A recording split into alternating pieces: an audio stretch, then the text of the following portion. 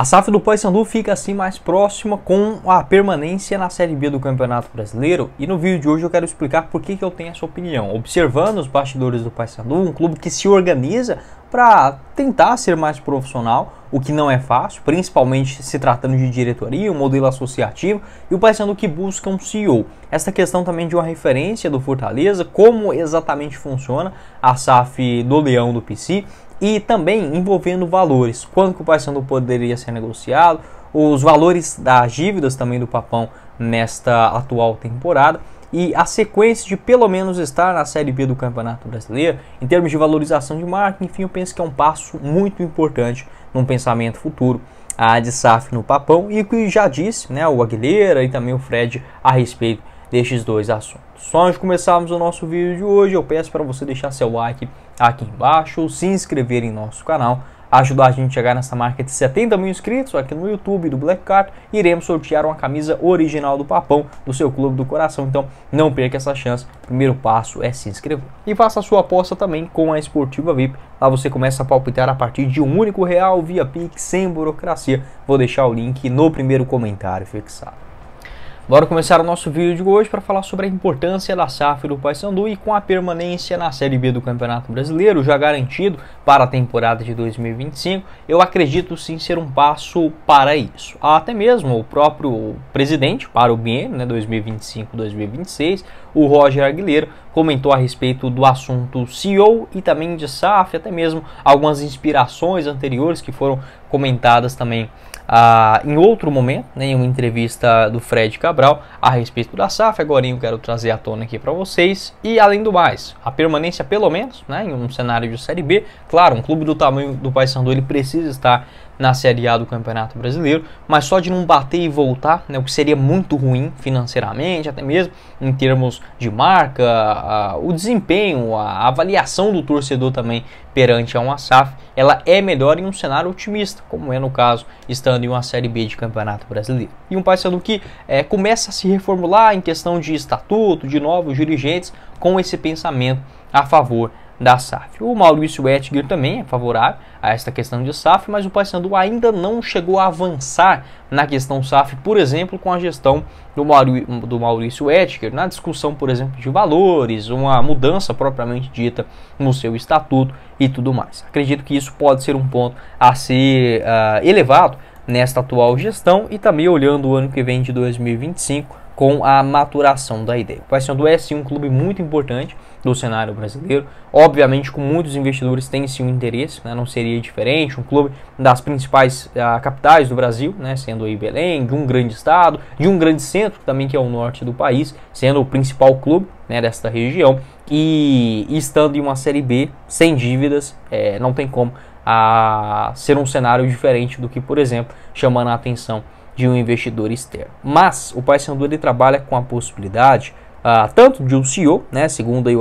o Aguilera, ele afirmou que já está em processo de transição e que contratamos uma mulher para ser CEO com experiência no governo. O Paysandu tem mais de 100 contratos previstos para o ano que vem e precisamos analisá-los com cuidado, né, foi o que garantiu, o que destacou o Aguilera em entrevista ao portal O Liberal. E até mesmo, né, nesta questão de SAF, o Fred Cabral ele garantiu que a administração do clube será em um modelo, por exemplo, semelhante ao do Fortaleza, que agora eu quero conversar com vocês sobre quais são as principais diferenças em relação, por exemplo, do Fortaleza ao Cruzeiro, ou Vasco, ou Botafogo, e se vale a pena ou não para o Paysandu. No meu entendimento, é sim muito importante a transformação do clube em uma SAF, pelos seguintes aspectos: a gestão profissional de um clube, ou seja, tendo ali pessoas que são profissionais, capacitadas para cada uma daquelas áreas, não ficar aquela rotatividade enorme de diretor, sair, se entra aquilo, cada um tem um pensamento, aquela briga de conselheiros, enfim, eu não gosto do modelo associativo, e não é só do Paysandu, eu não concordo também no Goiás, não concordo no Sport, no Vitória, no Bahia, que tinha no Ceará, para mim não faz mais sentido e vira aquela briga de egos, se colocando sempre pessoas que podem até ter boas intenções, mas que não são profissionais para cada uma daquelas áreas. Como, por exemplo, né, o Paysandu já teve muitos presidentes irresponsáveis, não seria uma surpresa se daqui 5, 6, 10 anos aparecesse um novo nessa questão. O Roger Aguilera, pelo que a gente tem de informação, enfim, eu até acho, sim, um bom profissional, né? Apesar de não ser um profissional exatamente do futebol, mas já está há muito tempo no Paysandu. Só que eu penso que esse bastão precisa ser repassado para uma gestão 100% profissional e também tendo a alavancagem financeira, que é o principal ponto também de uma SAF, com o investidor chegando, ele querendo também buscar mais receitas para o clube, jogar principais competições aqui no futebol brasileiro, ele precisa também de injetar grana. Então é uma coisa que acaba levando a outra. Mas para mim os principais pontos da SAF não é só a questão do dinheiro, mas sim a organização interna dentro do clube, a retirada também de dirigentes que palpitam em tudo, tá? Isso no cenário brasileiro tem demais da conta, deixa o modelo associativo, enfim, deixa a associação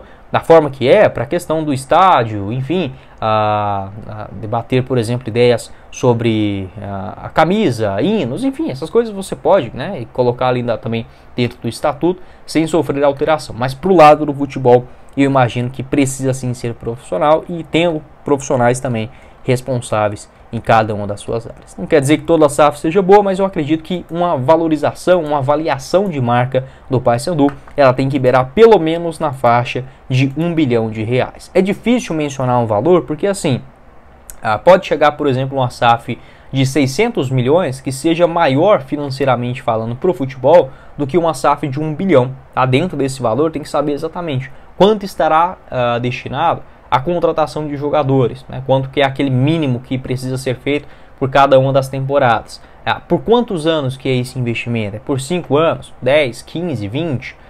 Vai ter, por exemplo, a reforma, a ampliação do estádio dentro desta cotação também. Enfim, são vários aspectos que precisam ser analisados também, mas eu acredito que se fosse para mensurar um valor hoje para o Paysandu, ele precisaria ser negociado pelo menos na faixa entre 700 milhões a 1 bilhão. Só para falar que em relação às dívidas, o Paysandu, pelo visto, tá, ele começou essa temporada com a dívida de mais ou menos 5 milhões de reais, 5,5 milhões essa dívida com a União, e conseguiu quitar, por exemplo, 11 milhões em relação à diferença do ano passado para 2024. O Maurício Bettinger já se mostrava favorável à relação da SAF, né, a chegada de uma SAF responsável no clube, e segundo o Fred Cabral, ele acredita que o modelo interessante seria algo semelhante, por exemplo, ao que faz o Fortaleza. Abre aspas. A nossa ideia de SAF é muito parecida com o modelo do Fortaleza. Não queremos entregar o controle do capital do clube aos investidores, mas sim reter esse capital. Não queremos vender as ações, mas buscar internamente um modelo mais profissional, projetando no mercado do futebol, um clube 100% organizado.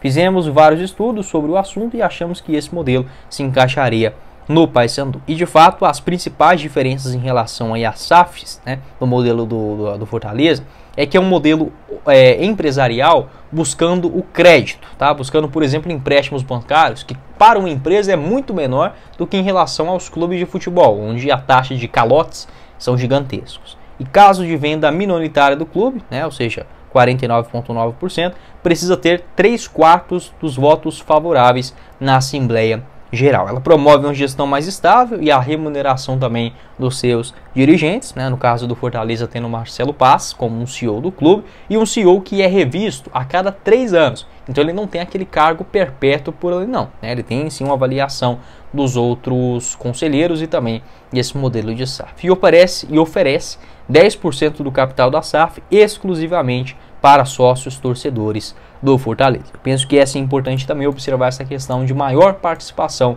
do torcedor no dia a dia do clube. Pode deixar a sua opinião, o que você pensa a respeito desse assunto e qual seria o melhor cenário também para o ano que vem. O mais importante é o Paysandu mantendo receitas mais altas, continuando na Série B do Campeonato Brasileiro, maior visibilidade, o apoio do seu torcedor, patrocinadores e também, claro, esportivamente falando, continuando pelo menos na segunda divisão nacional. Agora, em relação à SAF, precisa fazer um estudo bastante criterioso sobre isso. Não esqueça de fazer a sua aposta com a Esportiva VIP a partir de R$1 via Pix, todos os jogos do Papão nessa Série B, no primeiro comentário fixado. Quem falou com vocês foi o Guilherme, nos vemos em uma próxima oportunidade. Valeu, galera!